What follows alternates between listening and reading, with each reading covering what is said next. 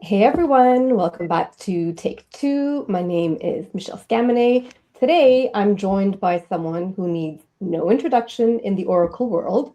I've got Jeff Smith with me. Jeff is the distinguished, you'll have to tell me what distinguished means, product manager behind SQLcl, Ords, SQL developer, and most recently, I'm going to say the star of the show, Oracle's new MCP server. Um, and I just had his work bestie, K Malcolm, on the podcast. So, Jeff, no pressure. Jeff, thank you so much for being here. I'm always honored to be associated with Kay, so I'll take the pressure. Awesome. So, Jeff, listen, there's been so much excitement around your latest baby. Can I call it that? Is MCP Server your baby? That sounds fine. Well, it's our baby. I'm one of the okay. One of ours. Okay. And I'll be honest, I guess up until a few days ago, when I started doing a little bit of research for our show today, I couldn't have really been confident in explaining or saying what an MCP server was or what you needed it for. So maybe for people like me who are still kind of trying to connect the dots, can you give us a high level explanation version? What is MCP and why does it matter? This world evolves so quickly. How dare you be behind the curve? Like, how can anyone be ahead of the curve or with the curve? I'm amazed. I'm amazed at those who are. When we wake up in the morning, we'll be behind. Yes. So MCP, because we need another acronym, right? And we can. I think so. Those acronyms over others with our superiority. Model Context Protocol. So it's a fun acronym in the sense that we can't say MCP protocol because the P is protocol. The Model Context Protocol is only a year old.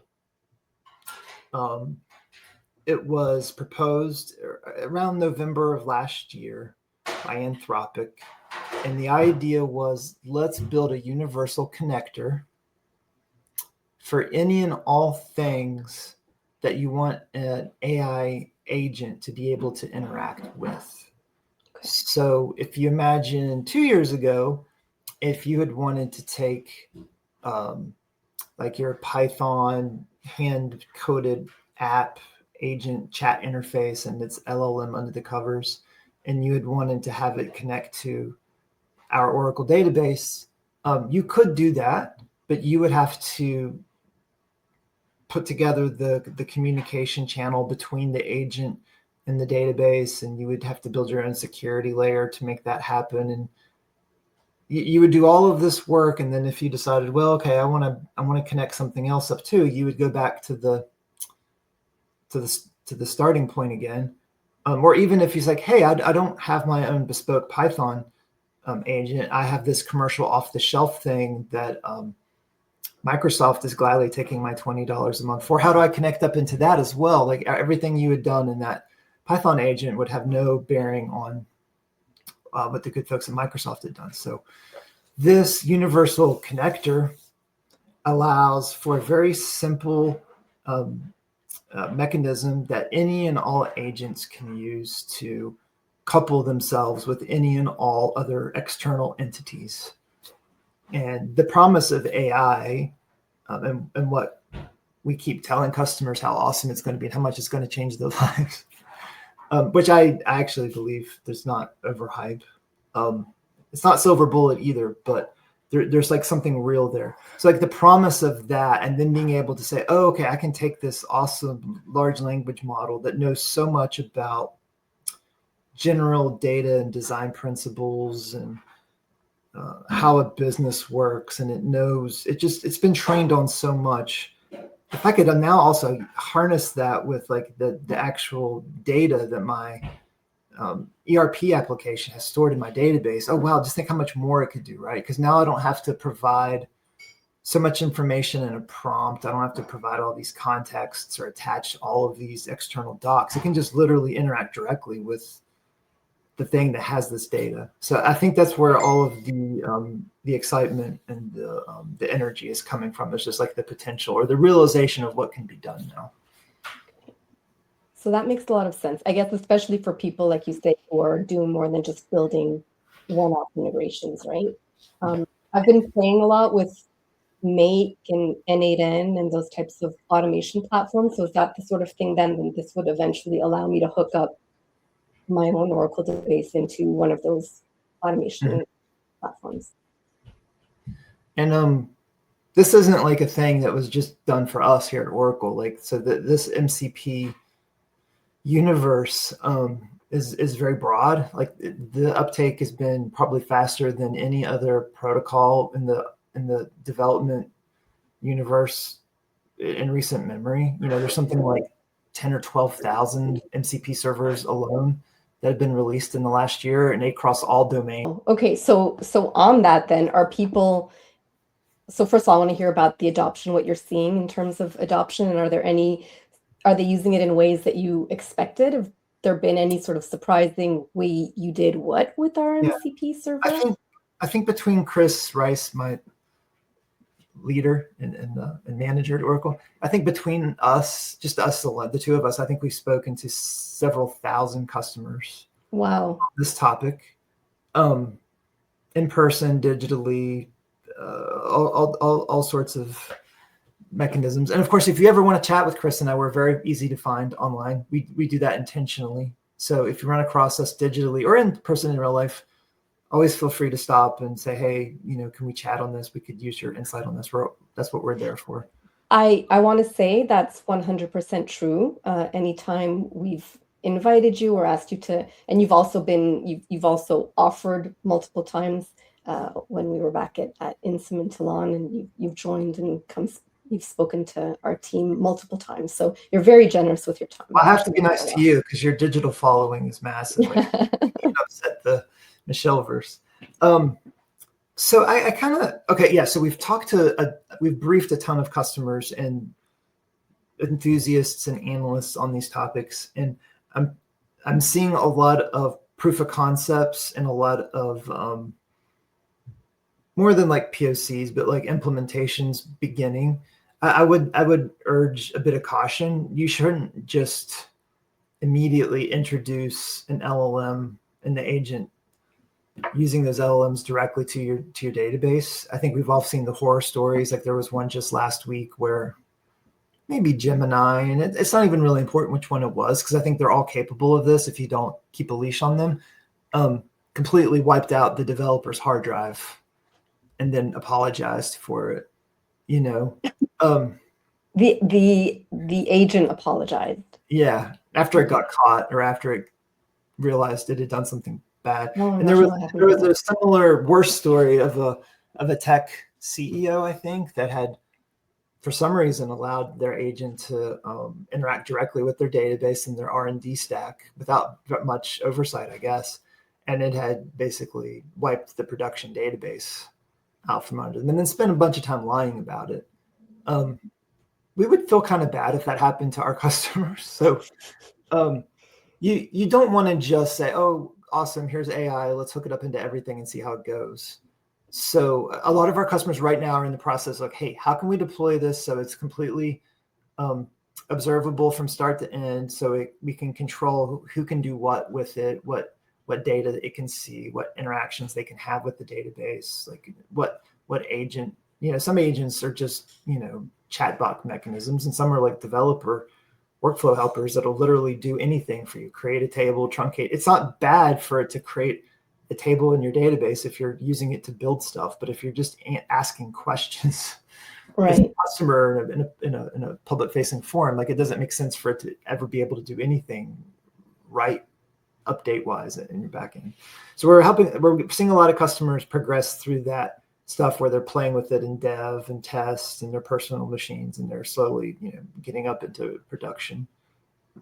Lots of independent types, enthusiasts, independent contractors, consultants, they're using it a lot. I'm not sure exactly how they're using it. I usually hear from them when something doesn't work. Okay. Although it was very interesting when we first released this.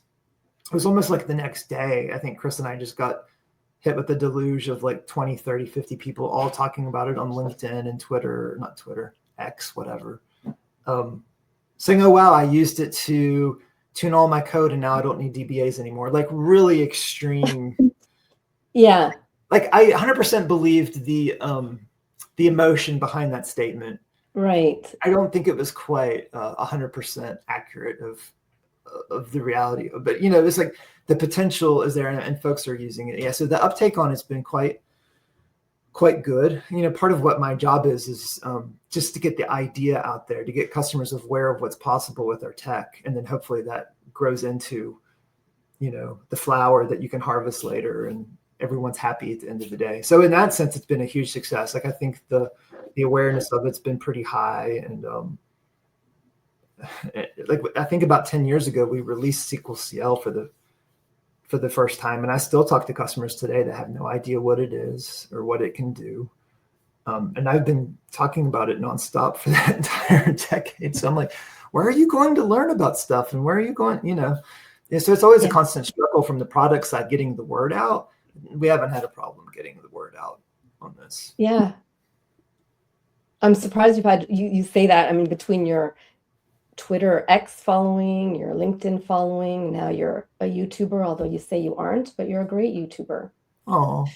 Also, one thing that struck me as I was watching your videos, you're very polite with your LLMs.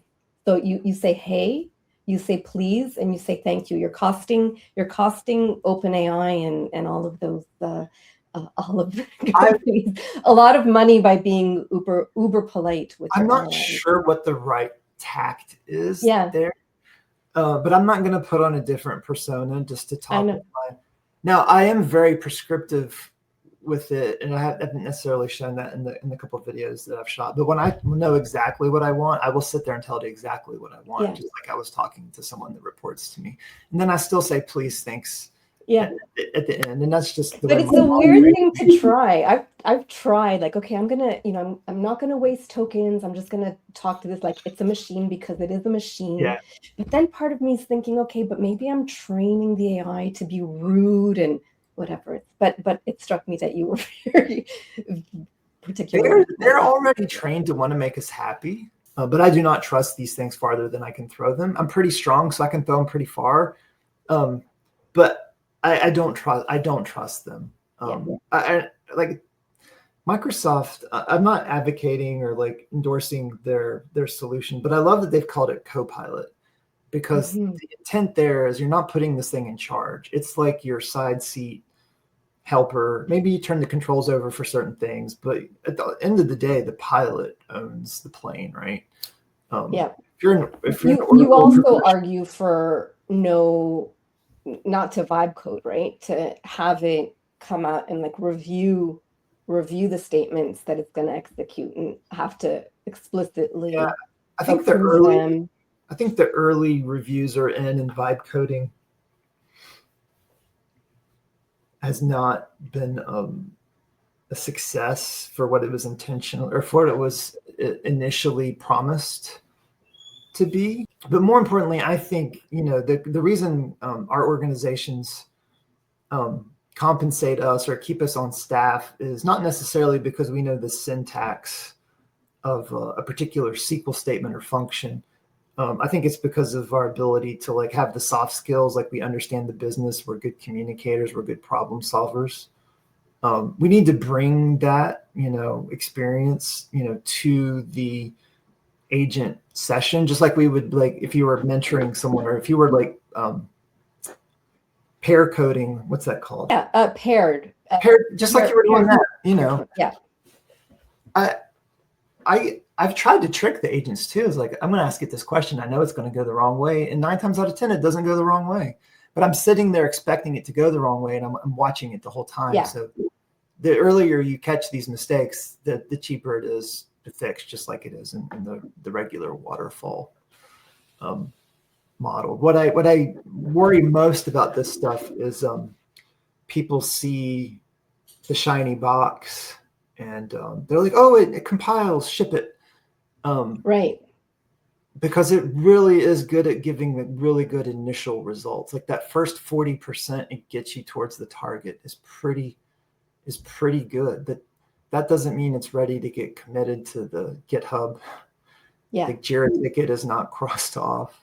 I think it can like really cut down the amount of time on all of the menial tasks. Like there's no reason not to use it for the mind-numbing, repetitive stuff. Like we're already doing that today. We're already writing code that writes code for us. So this is just like the next level in that.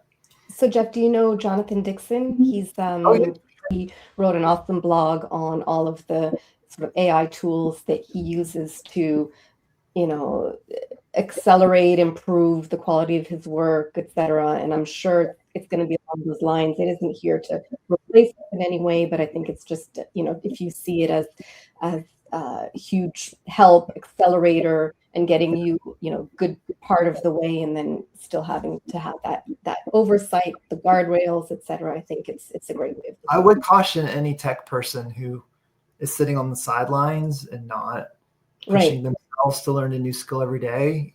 You're putting yourself in a position to be replaced. Yeah. And I think that's always been true, but I think it's more true now. More so now, yeah. Yeah.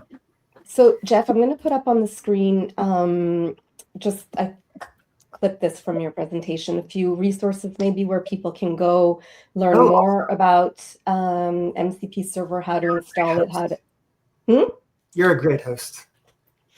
So Live Labs, I learned that one of Kay's babies. So there's if you want to talk through maybe these three resources and where people can learn more.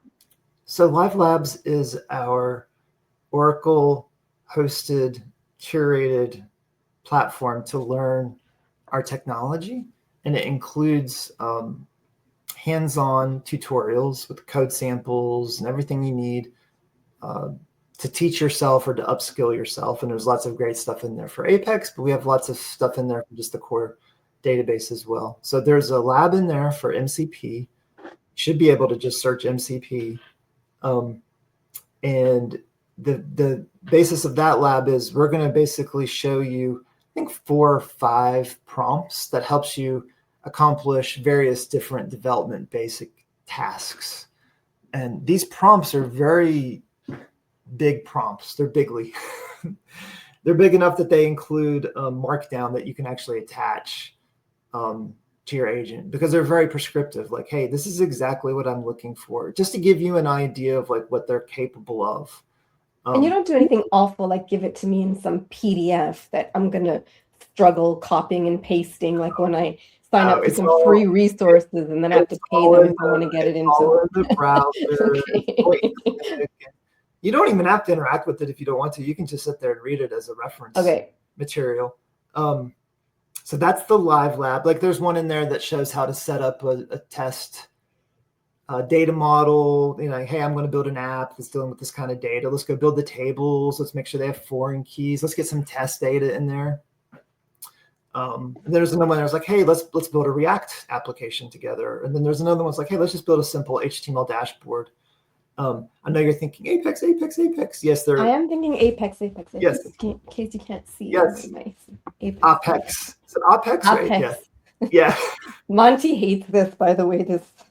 I know. I read his rant. I love the passion. I really don't care, but I love the passion. It's the passion that's important, because if the passion isn't there, then So anyway, there's a really nice lab in there that kind of gives you an overview of how to get the most out of the MCP server, but it also shows how to set it up. So the middle logo, that's our new Oracle SQLcl logo. So that's our command line interface for the database. It's running on your machine. It can also run as an MCP server. So it's going to get started up by your agent in the background, and it's going to be sitting there waiting to handle tasks it might be asked to do. Like, hey, give me a database connection so I can actually go run these queries, and it's going to do all of the back and forth data communication between your agent and in the database. On the right, FreeSQL is another online portal that we have at Oracle, and that's just freesql.com. It was formerly known as Oracle Live SQL. I almost said Live Labs. Oracle Live, we have lots of sites. They're all similarly named. So I think FreeSQL is much more obvious, like what we're trying to provide. It's an online SQL scratch pad. And so if you need to get to a SQL prompt, let's say you're a big fan of Chris Saxon or even Connor McDonald, and you see them talking about this new feature in 26 AI, and you're like, oh, cool, that's fun. I wonder how that works. You don't have to go download or install a 26 AI database and get it up and running. You can simply go to freesql.com, go in your browser, paste the code that you got off their blog, and hit go, and you can use our environment that we're hosting for you. And the latest thing that we added was SQLnet connectivity. So if you have a SQL sign-on account with Oracle, you can optionally log into the site, and then we know who you are. We'll give you a set of credentials for a schema that's just yours. And you can use that in SQL Developer or IntelliJ or your .NET application or whatever else that you're using to build your platform on. And connect directly into that database. Okay. So the easiest way to take advantage of that is when you are in the site and you click the button up top that says connect, there'll be a big, fat, wide link that says open in VS Code. And when you click that link, it'll automatically open Visual Studio Code. It'll open our SQL Developer extension. And if that's not there, it'll prompt you to download it.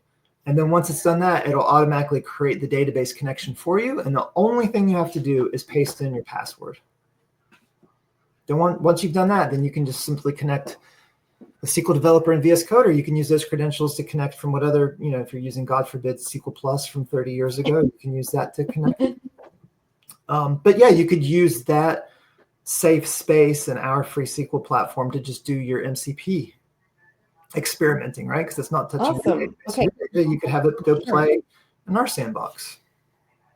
Yeah, I'd rather play in your sandbox than mine. And that's what our live lab does. That's what the live lab does. Step one of the live lab is like go to free SQL and then, Okay, great. And if those resources weren't enough, definitely check out Jeff's YouTube channel. You've got some great videos there on how this all connects and works together. Highly recommend. Oh, thank you. So Jeff, thank you so much. This was fantastic. Really appreciate you breaking down MCP in a way maybe you can explain now. We have a lot more pipe. This is just the beginning. Lots of enterprise support for clients that have hundreds or thousands of developers and business analysts. They want to be able to deploy this for in a way they can have a lot of control over. Like I never want to be able to run ad hoc queries in my database. I want to just surface reports, for example. So we'll be supporting that sort of stuff. And we'll be adding more tools and So again, if you have feedback, questions, leave a comment on this video. I'll read it and probably reply. And thanks for having me on, Michelle. This was awesome. Thanks so much, Jeff. See you next time.